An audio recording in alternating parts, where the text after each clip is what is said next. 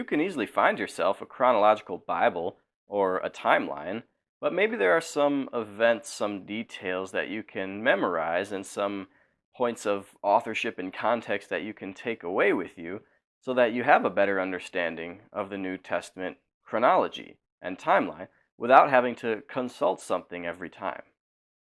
Now, the truth is, the gospel books, Matthew, Mark, Luke, and John, were not written like journal entries. So it's just not possible to construct a precise timeline and be absolutely certain that it is accurate. Now, in modern 21st century English speaking America, our default manner of ordering something is chronological. That's how most of our books are, our movies are like that. That's the way life is lived. But is it possible that there are other ways to order something? Is it possible that the gospel books are more collections than books? Does it ever make sense to put the sequence of accounts in a more thematic order than a strict chronological order? And does the original literary context have anything to say about that? Let's start by taking a look at the authorship styles of the writers Matthew, Mark, Luke, and John. Now, Matthew was one of the 12 apostles, so he was an eyewitness to much of what he wrote. He tends to be somewhat detailed, but don't let that fool you. Matthew's record does sometimes seem to group sections together thematically, even if that approach disrupts chronology. So the events that Matthew describes often do not start with a strict continuous time reference, such as the next day or after that. He does use some of those, but his willingness to depart from precise chronology is noticeable. Mark's account is much shorter than the other three, but one does notice how the different episodes are often connected. Separate accounts might be linked by a few days later or immediately, rather than and. Mark also frequently mentions where Jesus was or where he was going or leaving, which would indicate more of a continuous narrative. Now, Mark was not an apostle, but he was a close companion of Paul and Peter. It's thought that his perspective is generally Peter's perspective.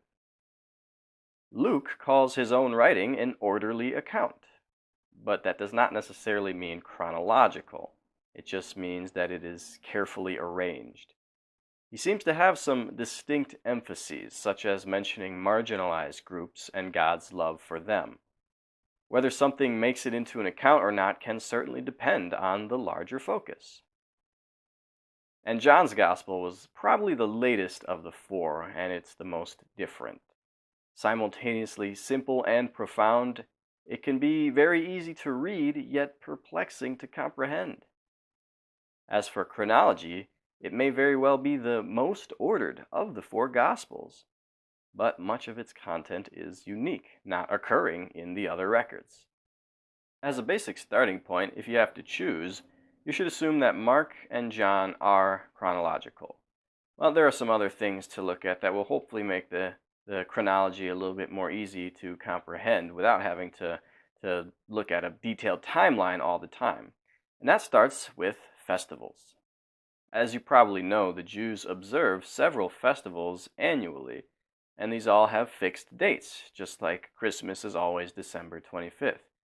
Now, we use the Gregorian calendar, so from our perspective, the festival dates do fluctuate a little bit, but from their perspective, they are set on a calendar.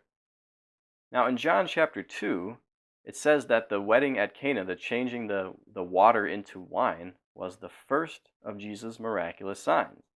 2 verses later, it says that the Passover was near. So that means that Jesus' ministry began not too long before the Passover of John chapter 2. John then goes on to mention 3 more Passovers, mention specifically or allude to 3 more Passovers. Jesus died during one of them, so that marks the end of his ministry. Another one is specifically mentioned in John chapter 6, which naturally has to be at least 1 year before his death and at least 1 year after the one associated with the beginning of his ministry. However, there's evidence of one other year between. John 4 clearly occurs in winter because the harvest is apparently 4 months off. John 5 then mentions a Jewish festival for which Jesus went to Jerusalem. This was almost certainly a pilgrimage festival, meaning Passover, or Feast of Weeks, or Feast of Tabernacles, and those occur in early spring, late spring, and early fall, respectively. So, John 4 in winter must occur about 9 months after the Passover of John 2. The Jerusalem festival of John 5, therefore, at earliest, was the Passover a year after John 2. And if it was not Passover, then it was after a Passover that was not mentioned because we've gone through a winter.